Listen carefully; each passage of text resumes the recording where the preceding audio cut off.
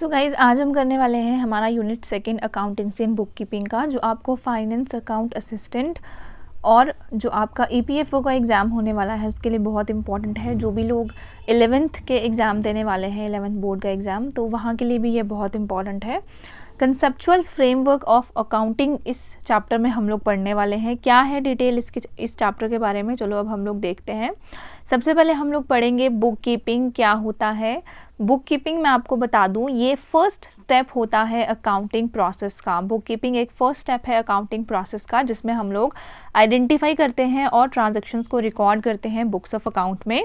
ये बहुत ज़्यादा इंपॉर्टेंट स्टेप होता है किसी भी ट्रांजैक्शन के लिए, किसी भी बिजनेस ट्रांजैक्शन के लिए ये बहुत इंपॉर्टेंट स्टेप होता है बिजनेस एंटिटी में, और इसको रिकॉर्ड करना मस्ट है सो दैट इंफॉर्मेशन जो है फर्दर एनालिसिस के लिए भी अवेलेबल हो सके।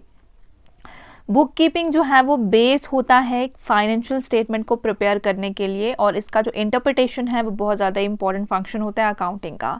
ब्रॉड सेंस की बात अगर हम करें तो बुक कीपिंग जो है वो अकाउंटिंग के ही अंदर आता है। ठीक है, अगर ये बुक कीपिंग है तो ये किसका पार्ट है, ये अकाउंटिंग का पार्ट है। तो आपको याद रखना है बुक कीपिंग अकाउंटिंग का ही एक सिस्टम होता है। अकाउंटिंग एक ब्रॉड टर्म है जिसमें बुक कीपिंग भी इंक्लूड हो जाती है। स्मॉल बिजनेसेस में एंटायर अकाउंटिंग वर्क जो है वो सिंगल अकाउंटेंट ही परफॉर्म करता है, लेकिन अगर हम लार्ज फर्म की बात करें तो वहाँ पे सेपरेट पर्सन होता है, सेपरेट डिपार्टमेंट होता है बुक कीपिंग के काम के लिए।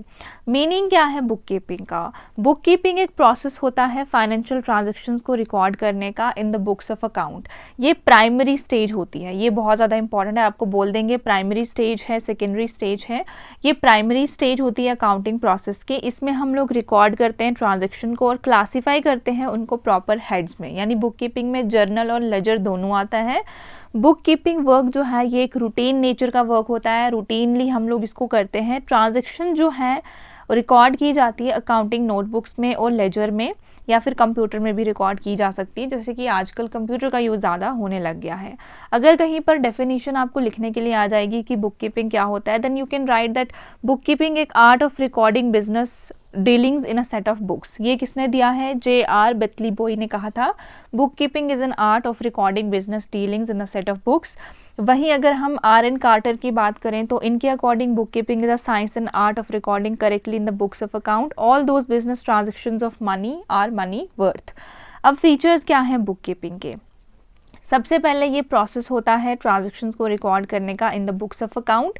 सेकंड मोस्ट इंपॉर्टेंट, सिर्फ और सिर्फ मॉनेटरी ट्रांजैक्शंस को ही रिकॉर्ड किया जाएगा। कहीं पर अगर आपको आ जाएगा कि नॉन मॉनेटरी ट्रांजैक्शंस को हम लोग रिकॉर्ड करते हैं, तो नहीं, सिर्फ मनी के टर्म्स में जो भी डीलिंग्स होगी उसको हम लोग यहाँ पर रिकॉर्ड करेंगे।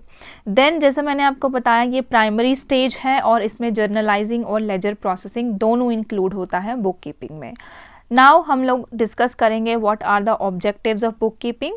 To have a complete and permanent record of all business transactions in chronological order. तो अब आपको याद रखना है कि ये क्रोनोलॉजिकल ऑर्डर में ही जिस दिन जो घटना घटी है उसी दिन हमने उसको उसी तरीके से क्रोनोलॉजिकल ऑर्डर में रिकॉर्ड करना होता है बुक्स ऑफ अकाउंट में, जिसकी वजह से हमें एक कंप्लीट और परमानेंट रिकॉर्ड मेंटेन करके मिल जाता है सभी बिजनेस ट्रांजैक्शंस का।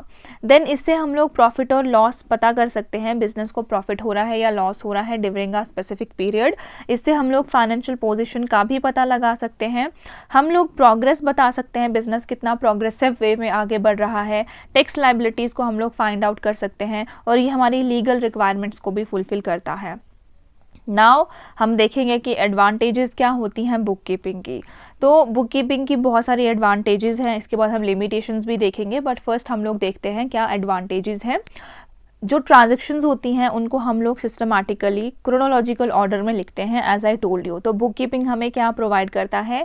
एक परमानेंट और रिलायबल रिकॉर्ड प्रोवाइड करता है for all the business transaction, इसलिए बुक कीपिंग बहुत इंपॉर्टेंट है, ये इसका एक एडवांटेज हो गया। देन बुक कीपिंग जो है यूजफुल है फाइनेंशियल इंफॉर्मेशन को लेने के लिए, और ये हमें वेरियस बिजनेस एक्टिविटीज़ पर कंट्रोल करने में भी हेल्प करता है book keeping. Book keeping record provide करता है बिजनेस को, जो कि लीगल एविडेंस की तरह काम करते हैं इन केस कोई डिस्प्यूट हो जाता है तो। और हम लोग क्या कर सकते हैं? कंपैरिजन कर सकते हैं फाइनेंशियल इंफॉर्मेशन का over the years, and also हम लोग कंपैरिजन कर सकते हैं फाइनेंशियल इंफॉर्मेशन का of different business units book keeping की हेल्प से। और बुक कीपिंग बहुत यूजफुल होता है टैक्स लायबिलिटीज़ को फाइंड आउट करने में। नाउ अब हम लोग देखते हैं क्या लिमिटेशंस हैं बुक कीपिंग की, very important. Only monetary transactions ही रिकॉर्ड होती हैं, ये एक एडवांटेज भी है और ये डिसएडवांटेज भी है। Effect of price level changes are not consider, यानी कि हम लोग सारे ट्रांजेक्शन को हिस्टोरिकल कॉस्ट पर रिकॉर्ड करते हैं, जिसकी वजह से अगर उसमें कोई चेंजेस वगैरह आती हैं तो हम उसको रिकॉर्ड नहीं करते हैं।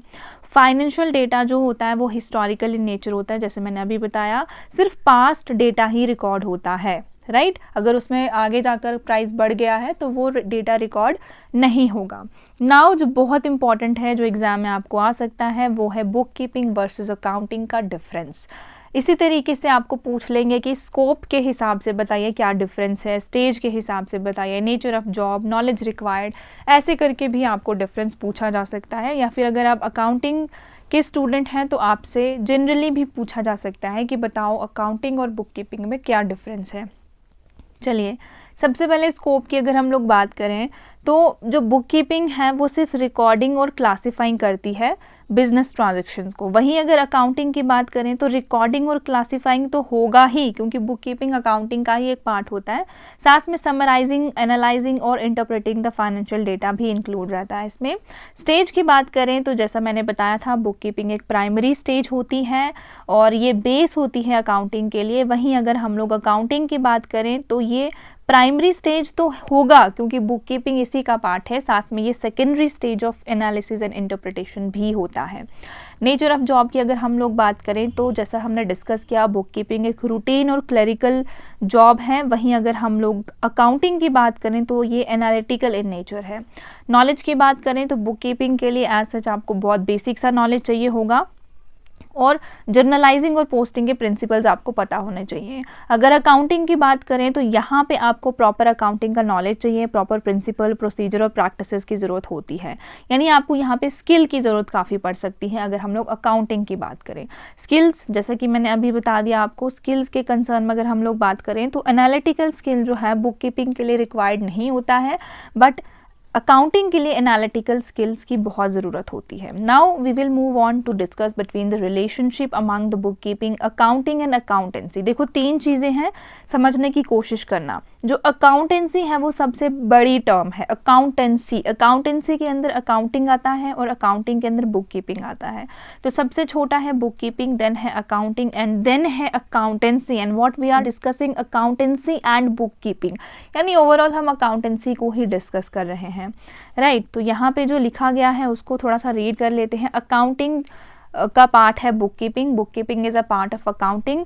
बुक कीपिंग एक प्राइमरी स्टेज होता है अकाउंटिंग में, इसमें हम लोग ट्रांजेक्शन को रिकॉर्ड करते हैं और बुक्स ऑफ अकाउंट में लिखते हैं। Accounting is a part of accountancy, as we discuss accounting is a part of accountancy. Accounting क्या होता है? अकाउंटिंग एक प्रोसेस है recording, classifying, analysing and interpreting of financial data. And now what is accountancy? Very very important. Accountancy क्या होता है? It is a systematic knowledge of accounting process, किस तरीके से हम लोग अकाउंटिंग कर रहे हैं उसका सिस्टमैटिक नॉलेज होना इज अकाउंटेंसी। और इसमें स्टैंडर्ड, प्रिंसिपल, पॉलिसीज, प्रोसीजर सब आता है जो भी हम लोग अकाउंटिंग प्रोसेस में यूज करते हैं। नाउ अकाउंटिंग प्रिंसिपल क्या होता है? अकाउंटिंग प्रिंसिपल बेसिक नॉर्म्स और अजम्पशंस होते हैं जिसको डेवलप किया गया और इस्टेब्लिश किया गया अकाउंटिंग सिस्टम के बेसिस के लिए। ये जो प्रिंसिपल्स हैं इनको यूनिवर्सली अकाउंटेंट अडॉप्ट करते हैं और इन अकाउंटिंग प्रिंसिपल्स की वजह से हमें यूनिफॉर्मिटी और कंसिस्टेंसी मिलती है अकाउंटिंग मेथड्स और प्रोसेस में, और इन्हीं प्रिंसिपल्स को जनरली एक्सेप्टेड अकाउंटिंग प्रिंसिपल भी कहते हैं। Now it is very important, ये फुल फॉर्म आपको आ सकता है कहीं पर भी कि गैप का फुल फॉर्म क्या है? Generally accepted accounting principles. Principles की जगह प्रोग्राम, पॉलिसीज ऐसा करके कुछ भी आपको कंफ्यूज कर सकते हैं, बट प्रिंसिपल्स आपने याद रखना है। Moving to the next, accounting principle हमें बेसिक फ्रेमवर्क प्रोवाइड करते हैं जिसकी वजह से हम लोग अकाउंटिंग रिकॉर्ड्स और अकाउंटिंग रिपोर्ट्स को प्रिपेयर करते हैं।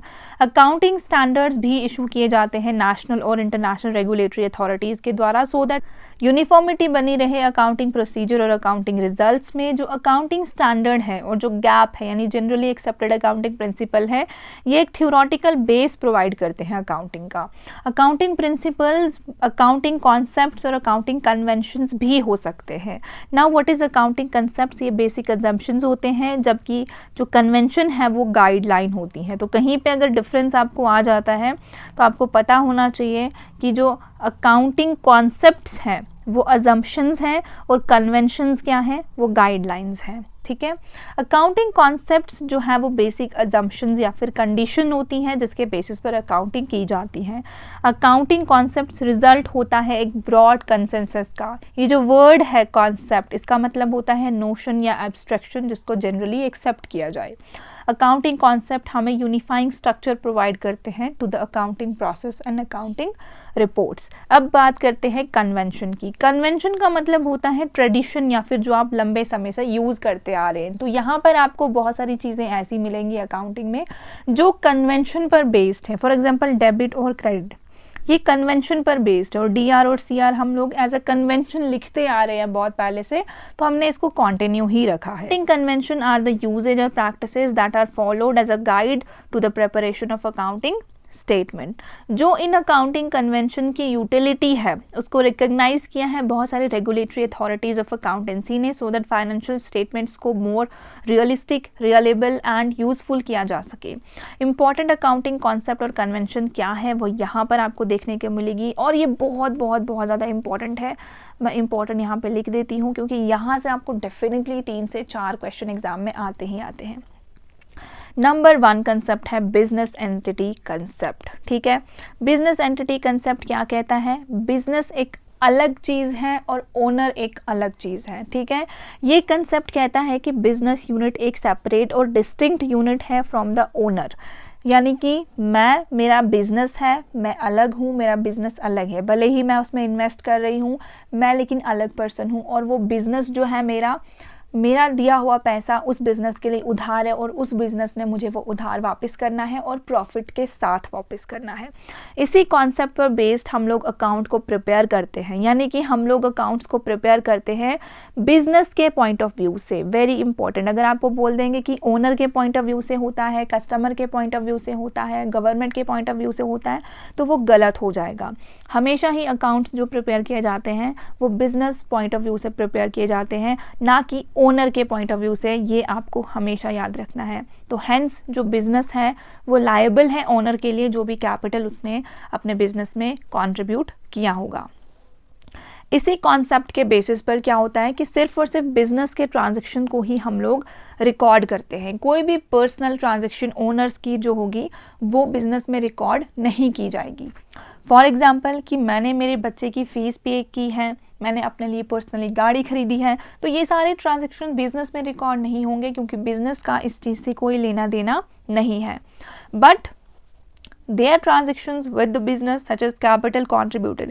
लेकिन वहीं अगर जो ओनर है मैं हूँ, मैंने बिजनेस में कोई पैसा इन्वेस्ट किया है तो वो तो रिकॉर्ड होगा ना, जैसे कि capital contributed to the business, या फिर मैंने कैश निकाला है बिजनेस से पर्सनल यूज के लिए, वो भी बुक्स ऑफ अकाउंट में रिकॉर्ड होगा।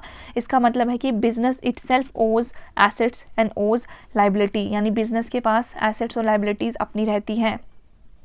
नेक्स्ट है जो आपके पास इंपॉर्टेंट, वो है money measurement concept. Money measurement concept, ये कॉन्सेप्ट क्या कहता है? ओनली दोज ट्रांजैक्शंस जिसको हम मनी के टर्म्स में एक्सप्रेस करेंगे वही रिकॉर्ड होगा अकाउंट में। ठीक है, मतलब नॉन मॉनेटरी नहीं होगा। जैसे कि मैं आपको कब से बोलती आ रही हूँ, सिर्फ और सिर्फ मॉनेटरी ट्रांजैक्शंस ही रिकॉर्ड होंगी। ठीक है, since money serve as a medium of exchange, transaction expressed in money are recorded and the ruling currency of the country is a measuring unit for accountancy। तो मनी को हम लोग as a medium of exchange भी use करते हैं, तो इसलिए money record की जाएगी। और जो रूलिंग करेंसी होगी, जैसे हमारे यहाँ पे रुपी है तो रुपी में हम लोग इसको रिकॉर्ड करेंगे।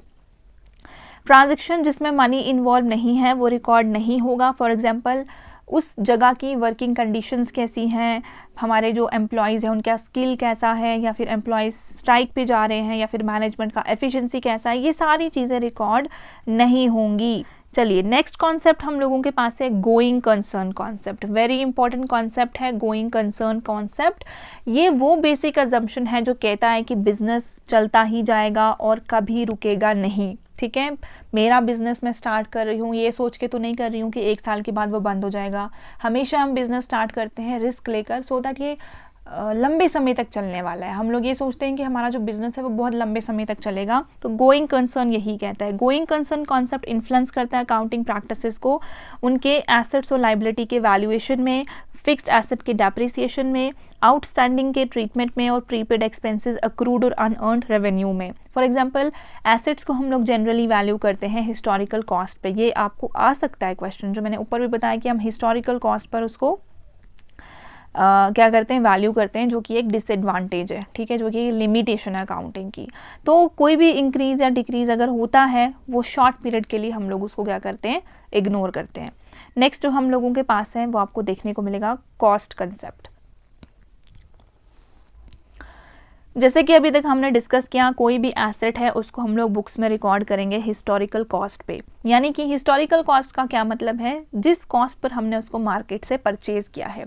फॉर एग्जांपल मैंने कोई फ़ोन खरीदा है 1 लाख का, मैं 1 लाख रुपीज़ ही उसकी कॉस्ट जो है वो लिखूंगी, हिस्टोरिकल कॉस्ट ही लिखूंगी। कॉस्ट ऑफ एक्वाइजिशन जो होगा वो फर्दर अकाउंटिंग के लिए एक बेस की तरह काम करेगा। इसका मतलब ये नहीं है कि जो एसेट है वो हमेशा ही कॉस्ट पर शो करेगा। It is recorded at cost at the time of its purchase. कब कॉस्ट पर रिकॉर्ड होगा, जब हमने इसको परचेज किया है, बट सिस्टमैटिकली बुक्स में इसकी वैल्यू जो है वो गिर जाएगी डेप्रिसिएशन के थ्रू। डेप्रिसिएशन क्या होता है, जैसे कि मैंने 1 लाख का फ़ोन खरीदा है, एक बार डब्बा खुल गया, फिर चाहे मैं उसको यूज़ करूँ मैं उसको यूज़ नहीं करूँ, उसका जो प्राइस है वो गिर जाएगा, वो 1 लाख का दोबारा नहीं बिकेगा मेरा फ़ोन। That is depreciation. तो कॉस्ट कंसेप्ट पे हम लोग तो इसको रखते हैं हिस्टोरिकल कॉस्ट पे कि हमने 1 लाख का खरीदा है, but over the passage of time इस पर डेप्रिसिएशन चार्जेस जो हैं वो लग जाते हैं। कॉस्ट कंसेप्ट के बहुत सारे लिमिटेशंस है जो यहाँ पर दिए गए हैं। कोई भी इन्फ्लेशनरी सिचुएशन होगी, यानी जब प्राइस जो है वो बढ़ जाते हैं, जब प्राइस कमोडिटी के इंक्रीज होंगे, तो valuing the asset eight historical cost जो है वो ट्रू पोजीशन बिजनेस की रिप्रेजेंट नहीं करेगा। यानी जब प्राइस बढ़ जाएंगे तो हमारी जो चीज़ है, हमारा जो एसेट है, उसका प्राइस तो हम लोग नहीं बढ़ाएंगे, तो हमें करेक्ट और ट्रू पोजीशन नहीं पता लगेगी हमारे बिजनेस की। जो रिजल्ट्स ऑफ बिजनेस यूनिट होगा वो हम लोग डिफरेंट डेट्स पर इस्टेब्लिश करेंगे, तो वो कंपेयर नहीं होगा अगर हमने एसेट्स को हिस्टोरिकल बेसिस पर खरीदा है। फिर वो एसेट जिनका कोई एक्वाइजिशन कॉस्ट नहीं होता, जैसे कि ह्यूमन रिसोर्स, ह्यूमंस मैंने रखे हुए हैं, उनका तो कोई होगा ही नहीं एक्वाइजिशन कॉस्ट, तो वो इस कॉन्सेप्ट के अंदर नहीं आते हैं। द नेक्स्ट इंपॉर्टेंट कॉन्सेप्ट हम लोगों के पास है dual aspect concept. Dual aspect concept बहुत ज़्यादा इंपॉर्टेंट है, डेबिट और क्रेडिट। जब भी कोई डेबिट होगा कॉरेस्पॉन्डली वहाँ पे क्रेडिट भी होगा, दोनों साथ में ही चलते हैं। तो इस कॉन्सेप्ट के अकॉर्डिंग हर एक ट्रांजैक्शन, हर एक इवेंट का 2 एस्पेक्ट होते हैं, उसको हम लोग डुअल एस्पेक्ट कहते हैं।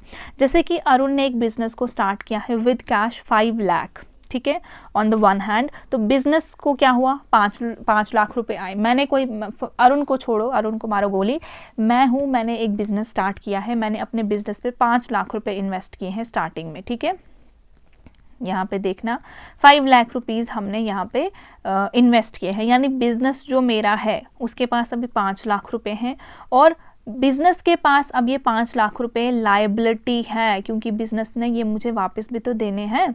तो यहाँ पे जब एक डेबिट हो रहा है, एसेट आ रहा है, तो क्रेडिट भी हो रहा है, क्योंकि यहाँ पे लायबिलिटी इंक्रीज हो रही है, उधारी इंक्रीज हो रही है, बिजनेस ने ये लायबिलिटी को चुकाना भी है। ठीक है, ये जो कॉन्सेप्ट है ये रिकॉग्नाइज करता है कि जब भी कोई डेबिट होगा कॉरेस्पॉन्डिंग वहाँ पे इक्वल क्रेडिट भी होगा। इसका मतलब है डबल एंट्री बुक कीपिंग का जो एंटायर सिस्टम है, डुअल एस्पेक्ट उसका एक बेस है। तो यहाँ से एक इक्वेशन बहुत इंपॉर्टेंट निकल कर आती है, वो है capital plus liabilities is equal to assets. तो ये आपको हमेशा याद रखना है। नेक्स्ट कॉन्सेप्ट हम लोगों के पास है periodicity concept, again very important. ये कॉन्सेप्ट डील करता है with preparing account for a particular period. एक पर्टिकुलर पीरियड के लिए हम लोग एक अकाउंट को प्रिपेयर करते हैं, जैसे कि प्रोप्राइटर हो गया, इन्वेस्टर हो गया, क्रेडिटर हो गया, एम्प्लॉय हो गया, गवर्नमेंट हो गया।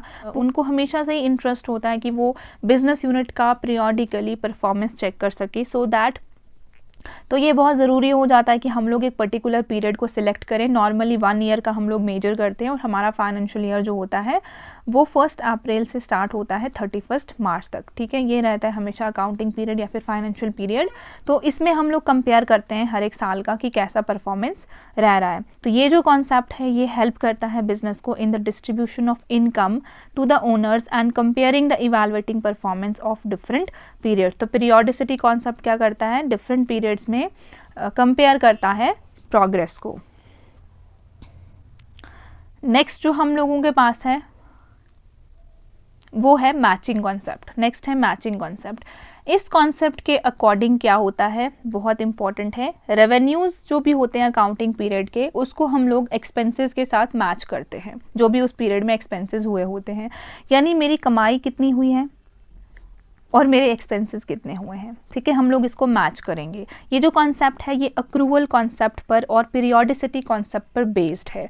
पीरियोडिसिटी कॉन्सेप्ट क्या करता है, पीरियोडिसिटी कॉन्सेप्ट फिक्स करता है एक टाइम फ्रेम उस परफॉर्मेंस को मेजर करने के लिए और फाइनेंशियल स्टेटस को शो करने के लिए। जितने भी एक्सपेंसेस पे किए हैं during the period are not considered but only the expenses related to the accounting period are considered. तो जितने भी एक्सपेंसेस अकाउंटिंग पीरियड से रिलेटेड होंगे उन्हीं को कंसिडर किया जाएगा। इस कॉन्सेप्ट के बेसिस पर फिर हम लोग एडजस्टमेंट करते हैं आउटस्टैंडिंग और प्रीपेड एक्सपेंसेस के लिए और अक्रूड और अनअर्न्ड रेवेन्यू के लिए। ऑल्सो जो भी ड्यू प्रोविजंस होते हैं उनको depreciation of the fixed asset, bad debt, इन सभी पे लगाया जाता है। फिर हम लोग मैच करते हैं रेवेन्यू को उस अकाउंटिंग पीरियड के एंड में जो भी रेवेन्यू हमें अर्न हुआ है और कितना अकाउंटिंग पीरियड के एंड तक हमने एक्सपेंसेस किया है, क्योंकि फिर हमें क्या करना पड़ता है, प्रॉफिट और लॉस भी शेयर करना पड़ता है। नेक्स्ट हम लोगों के पास है रियलाइजेशन कॉन्सेप्ट। रियलाइजेशन कॉन्सेप्ट क्या कहता है, कोई भी चेंज अगर आता है किसी भी एसेट की वैल्यू पे हम उसको रिकॉर्ड कब करेंगे, जब वो बिजनेस उसको रियलाइज करता है। तो रियलाइजेशन कॉन्सेप्ट क्या कहता है, कोई भी चेंज एसेट की वैल्यू में तब रिकॉर्ड होगा जब बिजनेस उसको रियलाइज करेगा। मतलब when assets are recorded at historical cost, कोई भी चेंज अगर हमें उसमें नोट डाउन करना है तो वो हमें सबसे पहले रियलाइज करना पड़ेगा, मतलब वो हो गया है, ठीक है, वो चेंज जो है वो आ गया है। जब तक बिजनेस उसको रियलाइज नहीं करेगा वो हम लोग बुक्स ऑफ अकाउंट में नोट डाउन नहीं करेंगे। नेक्स्ट हम लोगों के पास है objective evidence concept. Objective evidence concept कहता है जितने भी अकाउंटिंग ट्रांजैक्शन हुए हैं उनको हमने ऑब्जेक्टिव एविडेंस के बेसिस पर रिकॉर्ड करना है। यानी कि इसके लिए हमें डॉक्यूमेंट्री एविडेंस होना चाहिए। अगर कैश में पेमेंट हुआ है तो रिसीट्स मिलेंगे, इनवॉइसेस मिलेंगे, कैश मीमो मिलेगा। यहाँ से क्या होता है, ऑथेंटिसिटी, एक्यूरेसी और रिलायबिलिटी उस ट्रांजेक्शन्स की एंश्योर की जा सकती है बुक्स ऑफ अकाउंट में। देन नेक्स्ट है अक्रूवल कॉन्सेप्ट। बहुत ज़्यादा इंपॉर्टेंट कॉन्सेप्ट है accrual concept. According to accrual concept जो भी ट्रांजैक्शंस पर इफेक्ट होता है वो हम लोग मर्चेंटाइल बेसिस पर रिकॉग्नाइज करते हैं, ठीक है। जो भी ट्रांजैक्शंस का इफेक्ट होता है उसको हम लोग मर्चेंटाइल बेसिस पर रिकॉग्नाइज करते हैं, यानी जब वो होते हैं। अब ऐसा नहीं है कि कैश मिला या कैश आपको मिला या आपने कैश में पेमेंट किया तब नहीं, बस तब जब आपने इसको रियलाइज कर दिया। जैसे कि मुझे लग रहा है कि आने वाले मंथ में मुझे इतना प्रॉफिट होगा या इतना लॉस होगा, मैं तभी उसको नोट डाउन कर लूंगी। मैं ये नहीं सोचूंगी कि जब हो जाएगा मैं तब उसको नोट डाउन करूंगी, नहीं, बस मुझे वो लग रहा है कि होगा तो मैं उसको नोट डाउन कर लूंगी। तो यहाँ पे आप लोग देख सकते हैं The effects of the transaction are recognized on mercantile base, यानी when they occur and not when cash is paid or received। Cash मैंने पे किया है या नहीं पे किया है, जब वो घटना घट गई है, जब वो जो ट्रांजैक्शन है वो हो गई, when they occur, उस टाइम पर हम लोग उसको रिकॉर्ड करेंगे। यानी रेवेन्यू हम लोग कब रिकॉर्ड करेंगे, जब वो हमने अर्न किया है, और एक्सपेंसेस कब हम रिकॉग्नाइज करते हैं, जब वो इनकर हो गए हैं। जितने भी एक्सपेंसेस और रेवेन्यू है related to the accounting period उनको हम लोग कंसिडर करेंगे इररिस्पेक्टिव ऑफ द फैक्ट कि वेदर वो रेवेन्यू मिला या नहीं मिला, वेदर हमने एक्सपेंसेस कैश में पे किए या नहीं किए। आई होप ये आपके पास क्लियर हो गया होगा। एक एग्जाम्पल भी है यहाँ पे, एग्जाम्पल के थ्रू हम लोग समझने की कोशिश करेंगे। यहाँ पर for example, credit sale is recognised as sale though the amount has not been received immediately. अगर आपने मुझसे कुछ चीज़ खरीदी है, भले ही आपने मुझे अभी पैसे नहीं दिए हैं, पर मैं अपनी बुक्स ऑफ अकाउंट में उसको नोट कर दूंगी कि मेरी सेल जो है वो हो गई है। या फिर किसी मंथ का आपने रेंट पे करना है, भले ही अभी आपने रेंट पे नहीं किया है, बट अकाउंटिंग पीरियड में आप उसी डेट पर लिख लेंगे कि मैंने ये जो रेंट है वो मैंने वो पे कर दिया है। ठीक है, यहाँ तक क्लियर हो गया। ये है अक्रूवल कॉन्सेप्ट। नेक्स्ट हमारे पास जो कॉन्सेप्ट है वो है convention of consistency. Convention of consistency क्या कहता है? ये जो कॉन्सेप्ट है कंसिस्टेंसी कन्वेंशन, ये कहता है कि अकाउंटिंग पॉलिसीज को हम लोगों ने कंसिस्टेंटली फॉलो करना है एक अकाउंटिंग पीरियड से दूसरे अकाउंटिंग पीरियड में। इससे क्या होगा, डिफरेंट ईयर्स को हम लोग कंपेयर कर पाएंगे। जब हमने सेम अकाउंटिंग पॉलिसीज को अडॉप्ट किया है तो ही तो हम कंपेयर कर पाएंगे ना। फॉर एग्जांपल, एक फर्म एक straight line method of depreciation को यूज़ करती है, फॉलो करती है अपने परचेजेस और कंस्ट्रक्शन में, तो मेथड जो है ये उसको चेंज नहीं करना है, ये उसको हर साल यूज़ करना है। अब ऐसा नहीं है कि चेंजेस जो है वो पॉसिबल नहीं है, चेंजेस पॉसिबल हैं। कब पॉसिबल है ये इंपॉर्टेंट है, नोट डाउन कर लो। To comply with the provision of law, तब आप लोग इसमें चेंज ला सकते हैं अपने मेथड में। To comply with accounting standards issued and to reflect true and fair view of state of affair of the business. इन केसेस में आप लोग क्या कर सकते हैं, इन केसेस में आप लोग अपने मेथड को चेंज कर सकते हैं। नेक्स्ट इंपॉर्टेंट हम लोगों के पास है convention of full disclosure, a very important concept. ये क्या कहता है कि अकाउंट्स को प्रिपेयर किया जाना चाहिए ऑनेस्टली, और जितना भी मटेरियल इंफॉर्मेशन है वो डिस्क्लोज करना चाहिए अकाउंटिंग स्टेटमेंट्स में। ये बहुत इंपॉर्टेंट है बिकॉज मैनेजमेंट जो है वो ओनर से डिफरेंट होती है। In most of the cases हम लोग मैनेजमेंट के लिए डिफरेंट लोग को रख लेते हैं क्योंकि हम लोगों के पास इतना टाइम नहीं होता है। तो डिस्क्लोजर में फुल और फेयर और एडिक्वेट चीज़ें सामने आनी चाहिए सो दैट जो यूज़र्स होंगे, फाइनेंशियल इंफॉर्मेशन के जो यूज़र्स होंगे, वो करेक्ट असेसमेंट लगा पाएंगे कि उस बिजनेस का जो फाइनेंशियल पोजीशन है और परफॉर्मेंस है वो कैसा है। यहाँ पे देखिए शॉर्ट में आपको दिया हुआ है, सारी चीज़ें आपके पास यहाँ पे क्लियर हो जाएंगी। सबसे पहले है business entity. Business entity concept में हमने पढ़ा कि ओनर और बिजनेस दो अलग एंटिटीज होते हैं। मनी मेजरमेंट में हमने पढ़ा कि सिर्फ मॉनेटरी ट्रांजेक्शन्स को ही रिकॉर्ड किया जाएगा। गोइंग कंसर्न में हमने पढ़ा कि बिजनेस जो है वो बहुत लंबे समय तक चलने वाला है, वो कभी नहीं मरने वाला है। फिर कॉस्ट कॉन्सेप्ट में हमने देखा कि कॉस्ट प्राइस या हिस्टोरिकल प्राइस पर एसेट्स को रिकॉर्ड किया जाता है। डुअल एस्पेक्ट में हमने देखा डेबिट और क्रेडिट दोनों चीजें रहती हैं। पीरियोडिसिटी में हमने देखा कि अकाउंट्स को अकाउंटिंग पीरियड में क्लोज किया जाता है, एक साल का जनरली अकाउंटिंग पीरियड रहता है। मैचिंग कॉन्सेप्ट में हमने देखा एक अकाउंटिंग पीरियड के रेवेन्यू और एक्सपेंसेस जो है वो मैच करने चाहिए। रियलाइजेशन में हमने देखा कि हम लोग रेवेन्यू को तब रिकॉर्ड करेंगे जब वो हमें रियलाइज होंगे। ऑब्जेक्टिव एविडेंस में हमने देखा कोई सपोर्टिंग एविडेंस होना चाहिए, यानी डॉक्यूमेंट्री एविडेंस होना चाहिए उन ट्रांजैक्शंस के सपोर्ट में। अक्रूवल में हम लोगों ने देखा कि ट्रांजैक्शंस को हम लोग रिकॉर्ड करते हैं जब वो एंटर होती हैं, ना कि जब सेटलमेंट होता है। यानी कैश मिला है या कैश आपने पे किया है वो मैटर नहीं करता है, जब वो घटना घट गई है आप उसको नोट डाउन करेंगे। कंसिस्टेंसी में हमने देखा कि जो भी रूल्स और प्रैक्टिसेस हैं वो हमने कॉन्टिन्यूसली फॉलो करनी होती है हर साल। फुल डिस्क्लोजर में अभी हमने क्या देखा कि अकाउंट्स में फुल्ली सब चीज़ें, जितना भी मटेरियल इंफॉर्मेशन है उसको हमने फुल और फेयर तरीके से डिक्लेयर करना है, डिस्क्लोज करना है।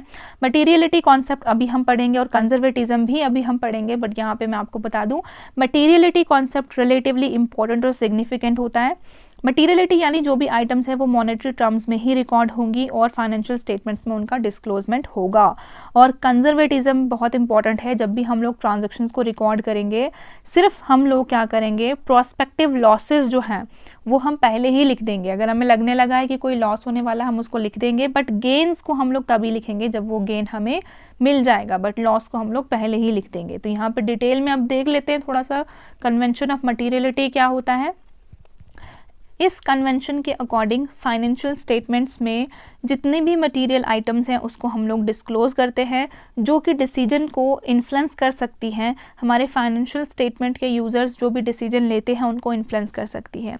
हेंस कोई भी item which is not significant and is not relevant to the user वो हमें डिस्क्लोज करने की ज़रूरत नहीं है। कोई भी ऐसे आइटम जो हमें लगता है या हमारी मैनेजमेंट को लगता है कि ये डिस्क्लोज करने के लायक नहीं है या बहुत छोटा सा खर्चा है या इससे कोई फ़र्क नहीं पड़ेगा डिसीजन में, तो वो हम लोग डिस्क्लोज नहीं कर सकते हैं। अब ये जो एक कन्वेंशन ऑफ मटीरियलिटी कन्वेंशन है, ये प्रिंसिपल बेसिकली एक एक्सेप्शन है to the full disclosure principle, क्योंकि अभी हमने देखा फुल डिस्क्लोजर में हम लोग जितने भी मटेरियल आइटम्स हैं उनको हमने डिस्क्लोज करना है, पर यहाँ पे अभी हमने क्या पढ़ा कि जो रेलेवेंट नहीं है उसको हम लोग डिस्क्लोज नहीं करेंगे। तो यहाँ पे थोड़ा सा कंफ्यूजन और ये कॉन्फ्लिक्ट में आ जाते हैं दोनों कन्वेंशन।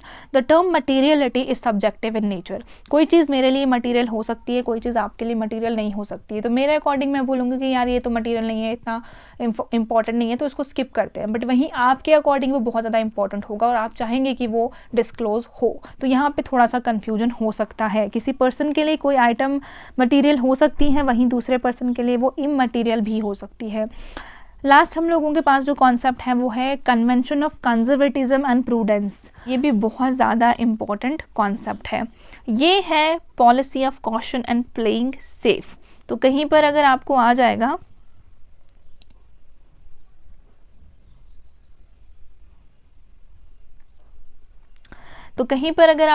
कि कौन सी पॉलिसी को कॉशन एंड प्लेइंग सेफ कहते हैं, तो वो है आपके पास कंजर्वेटिज्म एंड प्रूडेंस वाला पॉलिसी।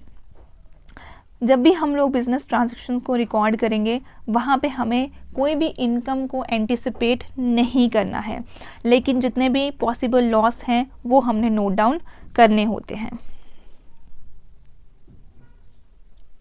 राइट। फॉर एग्जाम्पल, एक फैक्ट्री में जो क्लोजिंग स्टॉक है वो 35,000 पर है कॉस्ट प्राइस में, लेकिन उसका रियलाइजेबल प्राइस कितना है 25,000, ठीक है। बट जब हम लोग उसको बुक्स ऑफ वैल्यू में रिकॉर्ड करेंगे तो हम 25,000 ही रिकॉर्ड करेंगे क्योंकि वो लोअर है। अब ये बहुत इंपॉर्टेंट है, इस कॉन्सेप्ट को समझने की आप कोशिश करना। ऑब्जेक्टिव भी आपको आ सकता है कि जो कन्वेंशन ऑफ कंजर्वेटिज्म या प्रूडेंस कॉन्सेप्ट है उसके अकॉर्डिंग हम लोग किस पे रिकॉर्ड करते हैं, कॉस्ट प्राइस पे करते हैं या फिर रियलाइजेबल प्राइस पर करते हैं। हम लोग इनमें से जो भी नीचे की टर्म होगी, जो भी छोटी होगी, लोएस्ट होगी, हम लोग उस पर इसको लिखते हैं, उस पर हम लोग इसको रिकॉर्ड करते हैं। जैसे कि 25,000 छोटा है तो हमने 25,000 को ही लिखना है क्योंकि ये दोनों में से छोटी टर्म है। तो इस कॉन्सेप्ट के अकॉर्डिंग कोई भी वैल्यू इंक्रीज होता है उसको हम लोग तब तक नहीं मानते हैं जब तक वो मटीरियलाइज ना हो जाए।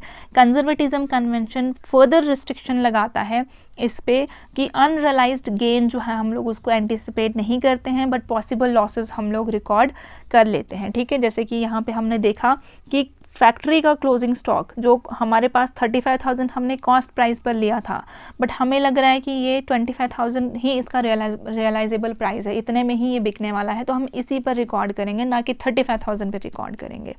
अब यहाँ पे जो इम्पोर्टेंट है वो आप लोग देख लो, going concern, convention of consistency, accrual concept. ये फंडामेंटल अकाउंटिंग अजम्पशंस है, ये 3। अगर आपको ऑब्जेक्टिव आ जाए इनमें से कौन सा नहीं है, 4 दे देंगे, आपने याद रखना है। गोइंग कंसर्न है, कन्वेंशन ऑफ कंसिस्टेंसी है और अक्रूवल कॉन्सेप्ट भी है, तो वहाँ से आपके लिए बहुत ईजी हो जाएगा इसको बताना कि कौन सा नहीं है, ठीक है गाइज।